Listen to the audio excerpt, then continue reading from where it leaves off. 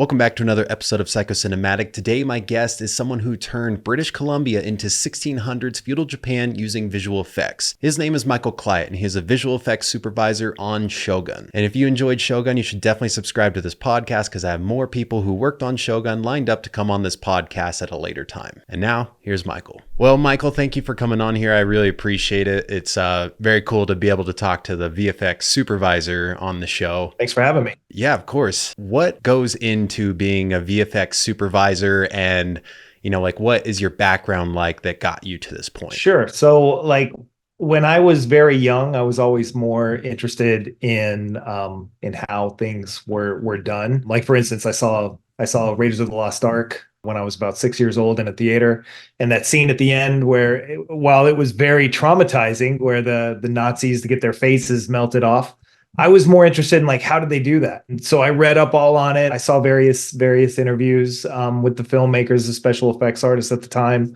and how they built these wax prosthetics of the actors' heads and basically melted them and then sped up the footage.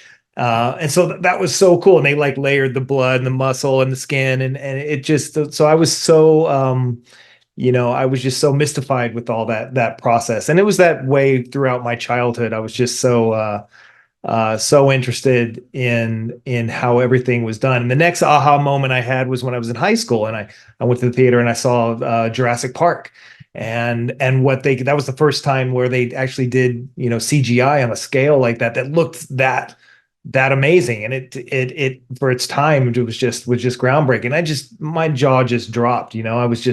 I saw that movie probably about 6 times in the theaters. And so right around that time, I knew that's what I wanted to do. I didn't know how to get into it at the time, so I ended up going to college. I went to school for marketing and whatnot, but I realized pretty quickly that that's not what I wanted to do.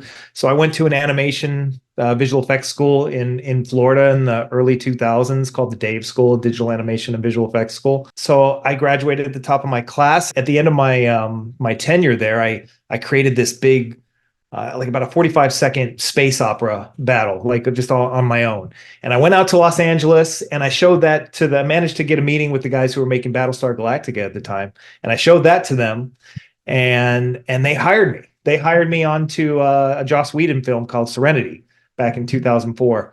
And so that was based on the Firefly series. And it was a dream come true because I was a huge fan of the Firefly series. So that was a really, really big deal for me. And then from then on, I worked my way up through various visual effects houses. I was an animator, a lighter, just a CG generalist for the most part.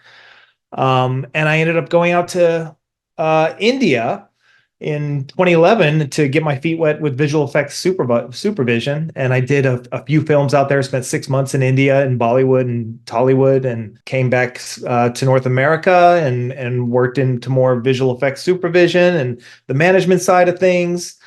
And then, I ended up doing 7 seasons on a small show called The 100. And it was a big post-apocalyptic a post-apocalyptic show. It wasn't a huge show. It was put on by Warner Brothers, aired on CW. It was on Netflix. And then after that, I got into. I was fortunate enough to get into Shogun. I think also it's worth mentioning that with Shogun, I have a bit of a deep emotional connection. When I was a child, when I was a kid, around the time I saw Raiders of the Lost Ark, I lived in Japan. My dad's job took us over there. And actually watching the original Shogun series, on my first VCR with my dad is one of my earliest memories of the whole VHS being able to watch, what you want to watch when you want to watch it on your TV set. We watched the Shogun series, the original one, which was a big deal back in the early 80s with NBC. And I mean, as traumatic as it was, I wanted to know, how did they do the blood that came out when the guys were getting beheaded and everything. And it was, and that began my love affair with Japan. That whole time living in Japan, seeing Shogun, I had sushi for the first time. So I really developed a deep love of Japan and Japanese culture when I was quite young. To have that memory with my dad, and then to come and be able to do this series was very special. My dad was really, really proud when I got hired onto this show. And it was such a big deal for me because of the whole Japanese connection and my dad was a huge fan of the book, James Clavell. He read all of James Clavell's book. Wow. books. Unfortunately, my dad passed away. Like in our second year of production on this show, we did 3 years, Dang. so he never got to see it. But it was that much more motivating. I know he would have wanted me to complete it and do a great job, and that was just more motivation for me to plow forward on this show and to make it what I believe it's become. And Yeah. so we're all very proud of it. And anyway, so that's pretty much my story. Yeah, I agree. I think your dad would be super proud of you because I mean the visual effects in the show are pretty stunning. Like Thanks. they're, seeing the breakdown that was put on YouTube, just, there was plenty of things in there that I was like, oh, didn't realize that was, not real. So you said a handful of things I wanted to ask about. First Sure. one that was on top of my mind is how long did you live in Japan? I was in Japan for a year and a half. Year and a Yeah. half. I only went on a vacation there once in 2016, but I think we were there for like 2 weeks, and just the language barrier and the sheer lack of speaking English that I got to do while I was there was pretty crazy. And so I couldn't Yeah. even imagine a year and a half, but Yeah. love that place as well. And then when you went to that school in Florida, what kinds of stuff were they teaching you? Like what software, like what was new at that time? Back then it was Lightwave. Lightwave was the primary 3D software, and After Effects was the compositing software that we knew. Now it's all Maya. It's all now it's going all Unreal. There's a lot of real time stuff now, and all the compositing is typically done in Nuke is the industry standard. But it was a neat experience at the school because you actually worked. We did this big project at the end where we actually got to work with the other students at the school at the time, kind of emulated an actual visual effects studio environment. So it was a pretty good experience. When you mentioned the Indiana Jones shot that you had watched the behind the scenes for, I too have watched the behind the scenes for that. Have you heard of the YouTube channel Corridor Crew? They do the VFX Artist React. I watched their like them break it down and talk about it, and then they put me on to a YouTube channel called The Movie Rabbit Hole. And then just in the zeitgeist alone, I'm sure you've felt this tendency for these productions to try and say everything was practical when it's just simply not the case. I'm really applauding Shogun for not trying to be like, oh yeah, we're just doing this all for real, that kind of thing, and that they are proudly promoting the fact that you and your team just crushed it. So that's super cool. Yeah, it's nice. But that said, we're also very proud of the fact that a lot of the visual effects on Shogun are invisible. Mm-hmm. In the next month or two, we're going to be really pumping out some breakdowns, some before and afters, and what have you. And I think it's going to surprise quite a few people as far as like what was actually visual effects and what was real. I think when it was all said and done, we probably did close to 4,500, 5,000 shots in that realm. But a lot of those shots are completely invisible. I think there's some obvious moments where you say, well, they didn't really tow a 17th century ship into a harbor with a bunch of skiffs, or the storm sequence, for instance. But even that, some of what was actual visual effects in even the storm sequence, whereas we had like CG waves crashing over our practical set, our decks. Like we had practical water, real water there. But we were at a level 4 and we wanted to take that to a level 10. And so we added on top of what the real water was, we added lots and lots of CG water, even in the waves crashing on top of our actors. And then of course there was all the little things too, right? There's just the more uninteresting things. Like the wig fixes. Sometimes we would get lines of the wigs, and I mean, we did so many wig fixes. But everybody's hair is perfect all the time, and that's thanks to the visual effects team. The hair and makeup team did an amazing job. But just when you're on set for lengthy periods of time, just things happen. Actors sweat. The little lines start to show up, or the glue line. So we had to get rid of all of that too, and yeah. That's the not so glamorous part of the job. Yeah. I wanted to ask you, is there like a specific scene that sticks out in your mind that most people would not guess there's any visual effects involved in? Probably for the cliff scene in episode 1, I think people would probably guess that there was some degree of visual effects involved, just because we're probably not going to hang our main cast over, well, on a rope over a cliff on top of a rocky coast with the waves crashing below. But that said, I don't know if people will really understand that the rocks and the waves and the ocean and everything, all the water that's down there below, that was all CG. Yeah, it's not just a separate shot comped in. That was all an ocean, a water simulation. The rocks were built. It was all done in a computer, right? Like 100%. So I think that's a good example. And then at the beginning of episode 4, the Green Army, Yabashige's Green Army, they're all walking into the field to start the cannon training. And that whole environment there, like we had a little bit of it in the foreground that was actually practical.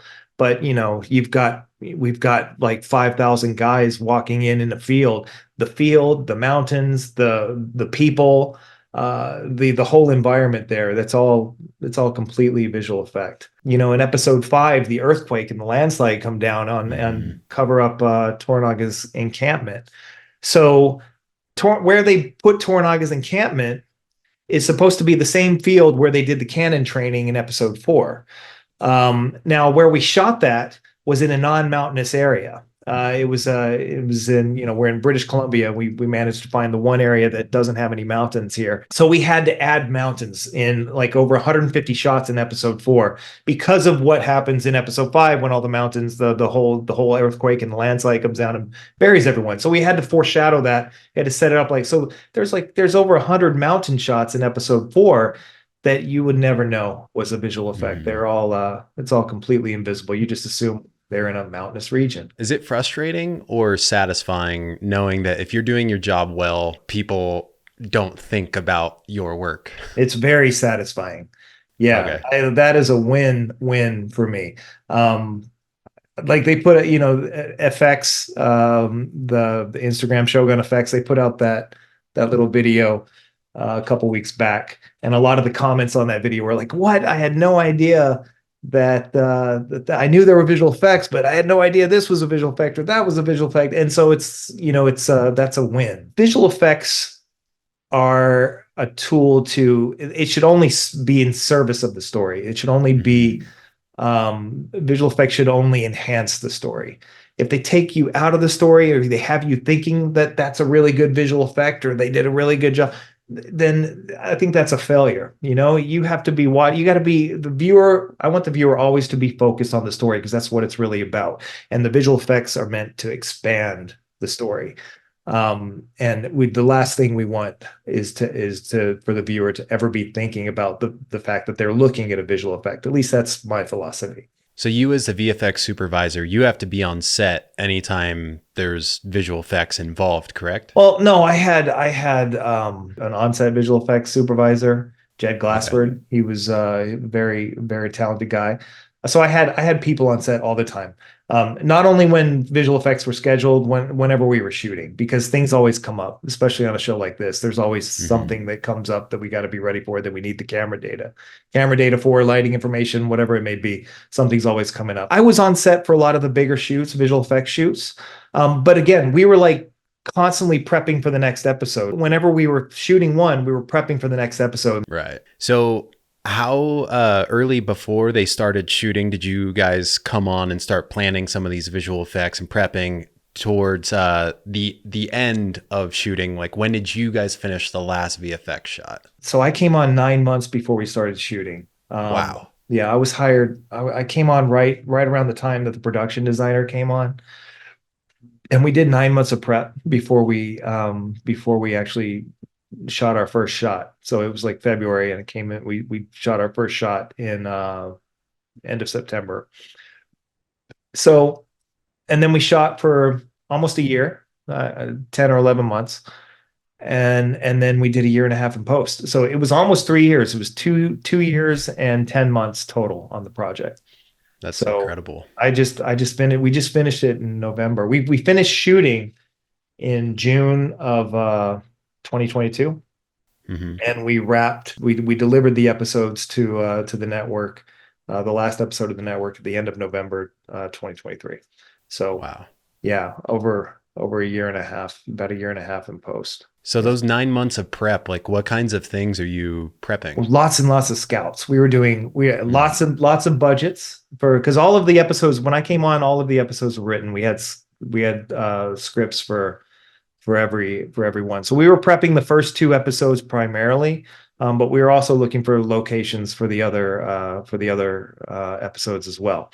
Um, and then lots and lots of going back and forth with various different budget scenarios. Well, we shoot this practically, we do this in visual effects, or we do this in visual effects and we shoot that practically. Just going back and forth a lot of that. And are you guys doing VFX previses during that time too, just to be sure that it's going to work? Not so much previses at that time.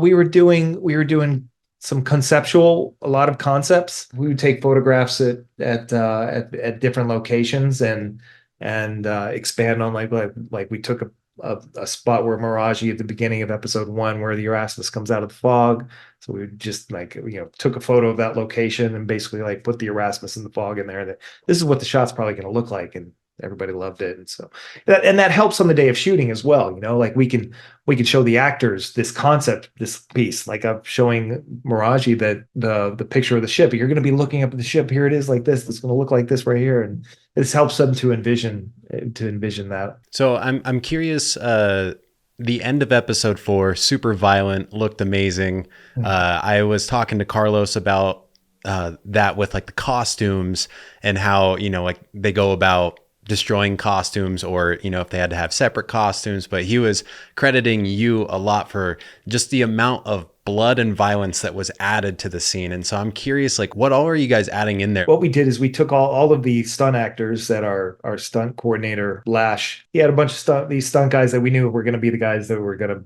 be obliterated. Lash put them on a ratchet, which is kind of like which is a hydraulic mechanism with cable that basically yanks somebody back, and they would yank them back about 20 feet in the air, and they'd fall on a pad. So that would happen. And then we took pink ribbons, little plastic pink ribbons, and tied them off on like arms and legs and even torsos where we would envision the bodies were going to be separated.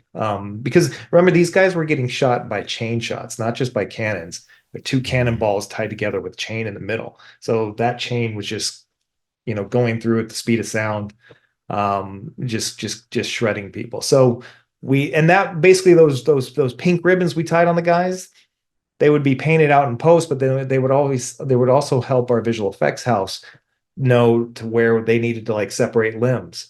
And so then we took all the actors and we scanned them.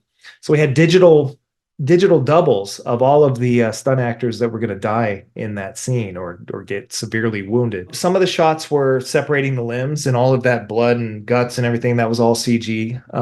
Like that was all added in post.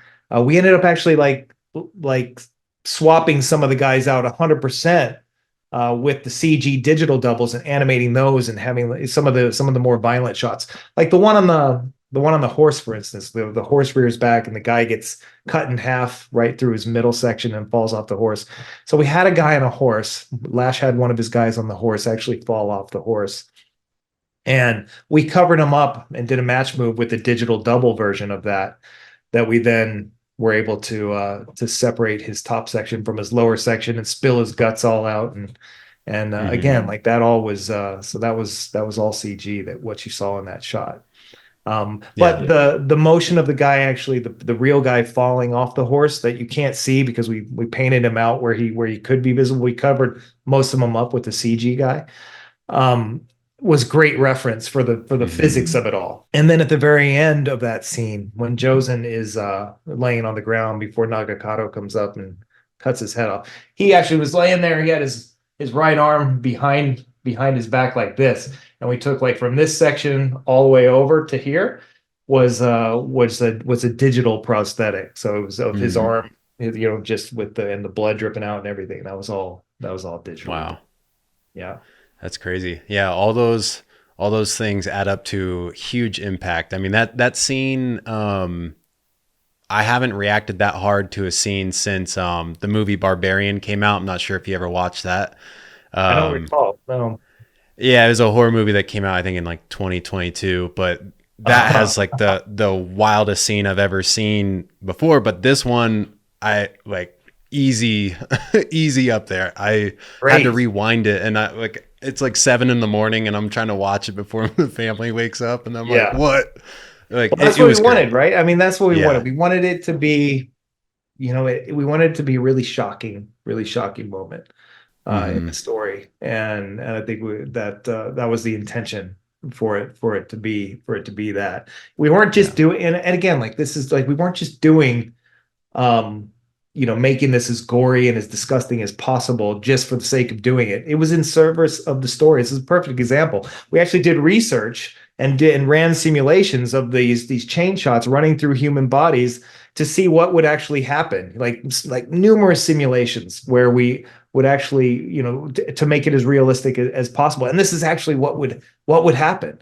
So it's real. It's grounded in reality. There's a plausible Hmm. explanation for like this is what would actually happen, but it's also a shocking moment in the story, because I don't think anybody was expecting that. I think maybe they were expecting something, with Hmm. Nagakato and Omi talking the night before and foreshadowing it, but that they were going to do something, but I don't think anybody was expecting that. Yeah. So I know you were previously talking about like the fog and taking like these reference photos and adding stuff. So every time there's fog in a scene, is that all CG, or are you guys combining that with haze and actual fog? Oftentimes Cam Waldborough was our special effects supervisor, and him and his team would add fog to a lot of the shots that add overall atmosphere.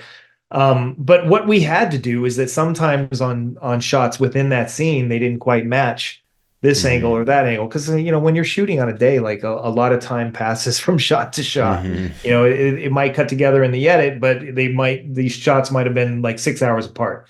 So, the environmental conditions vary, and so we would have to match, in scenes, a lot of the atmospheric levels.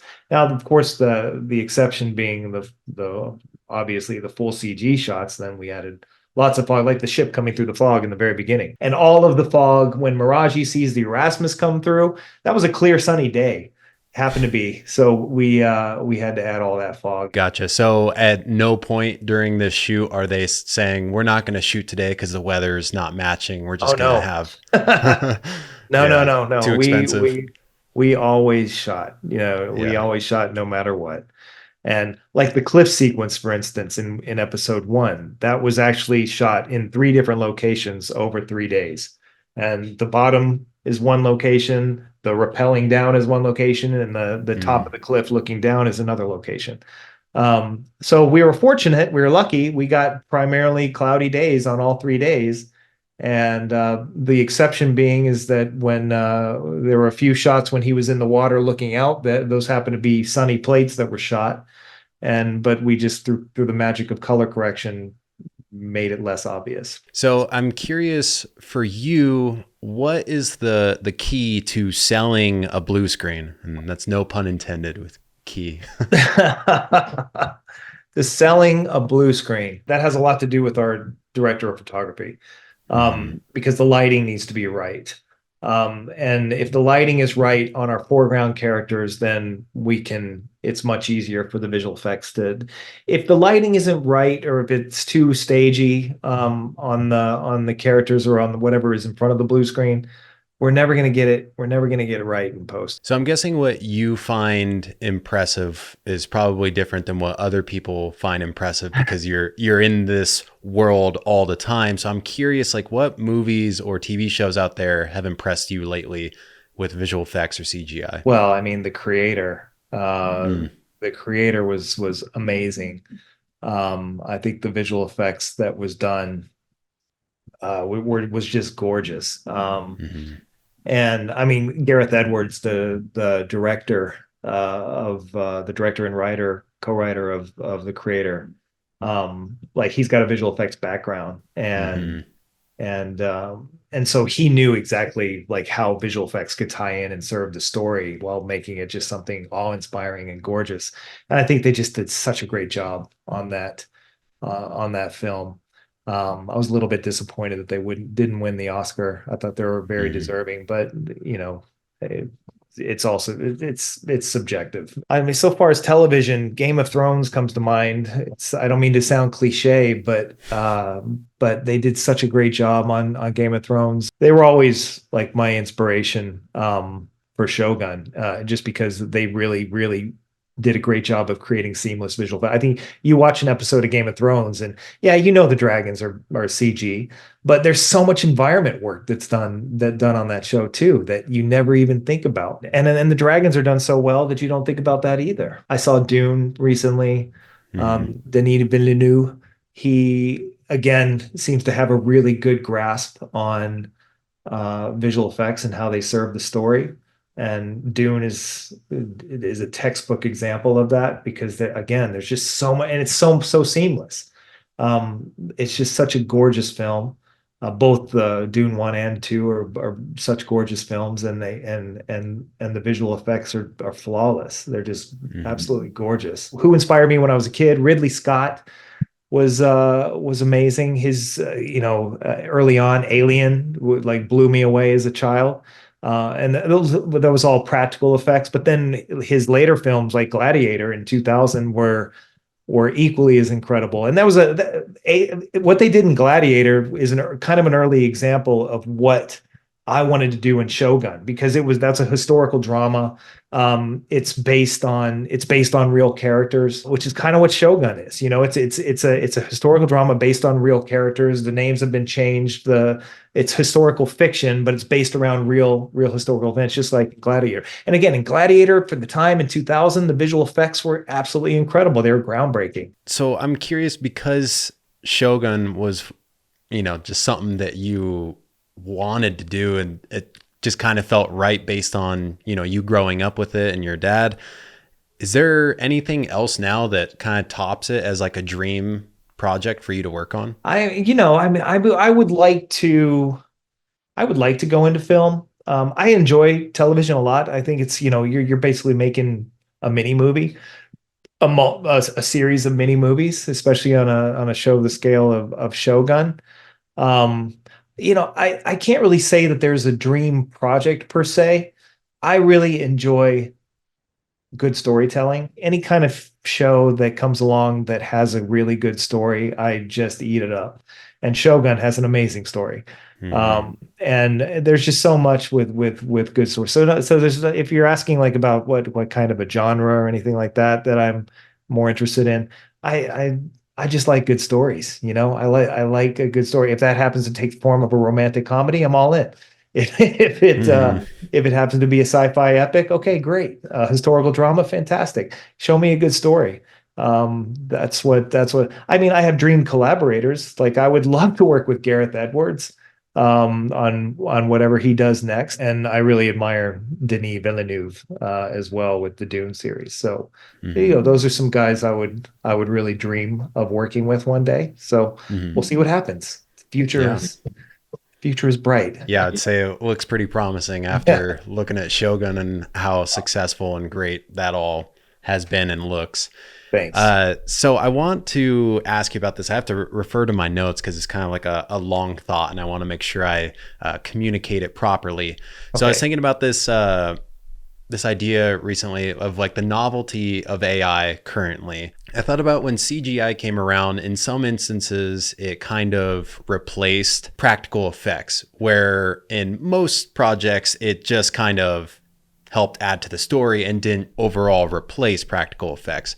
And so what I'm curious about is, do you think that the future of AI is going to basically be something like that, where it's like the next CGI, where it doesn't completely get rid of the visual effects artists or the CGI artists, it just kind of gets used as well? And then in addition, do you think that how people kind of poop on CGI when it looks really bad or whatever, just the idea that CGI is in a film, do you think they'll do that with AI as Yeah, well? of course. I think they will. And look, I mean, I can't really predict the future. I could say that there is a lot of angst and a lot of tension and fear around AI and its capabilities.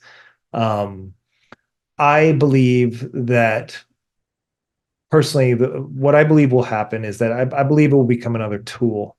And I don't believe that it will replace artists. I do believe that it will replace certain aspects of people's jobs. I think the studios are going to demand visual effects houses to put AI into their pipelines more and more in an effort to drive down costs. But I don't think it's going to replace visual effects, at least no time soon. Probably not during my career. I think it will make people more productive. It'll enable visual effects houses to get more done. And I think it'll make things, I think it'll improve quality across the board. I don't think enough is being done to kind of regulate it and actually, steer it in a certain direction. Not to say that that can't change. I think it's equally exciting and scary. I think that society as a whole will still have an appetite for human created art in films, because I mean, for me, for a film, like that is watching a good film. Like half of the story is like the artistic vision that went into creating that film. From all the aspects of all the incredibly talented individuals who worked on it. And really reading into that. That's very interesting for me as a filmmaker. But I think that's also very interesting to a lot of other people who aren't filmmakers, who have nothing to do with it, to really know the backstory of what went into the art of it all. Like AI these days, yeah, it can make some really, really great images, but I would go and look at a Van Gogh painting. I see so much more value in that than I do in any AI generated image. Well, with all that being said, what would your advice be to someone who is a beginner in visual effects who wants to end up working on a project as grand as Shogun one day? Yeah, work hard. I mean, work hard and do as much as you can. It's not just about the nuts and bolts and how to operate, how to get in and operate a computer. It's really studying up and seeing, reading the words on a page, reading a script, and then envisioning in your mind how that might look when visual effects are added into the equation. The competition is fierce, for people wanting to get into this field. So it's always going to be the ones who work hardest, who contact people. Like I had someone contact me about, I don't know, 6 or 7 years ago. Just out of the blue, a student in school, really struck up a conversation with me. Kept persisting, and I ended up hiring them as a coordinator. And now they are a visual effects producer on a very successful TV show. So, things like that. Be persistent. Don't be afraid to reach out to people. Don't be afraid to email. Don't be afraid to contact people, and then do your homework. Read as much about behind the scenes as you can, about how they did this, how they did that. I think the more you know, is just knowledge is power. Well, that sounds like great advice to me. I really appreciate you taking the time to talk to me about Shogun, because this is basically like the equivalent of the Indiana Jones shot. I get to look behind the curtain and talk to you, and it's very inspiring to hear how some of those things were coming together behind the scenes. Oh, thanks, Victor. I appreciate it.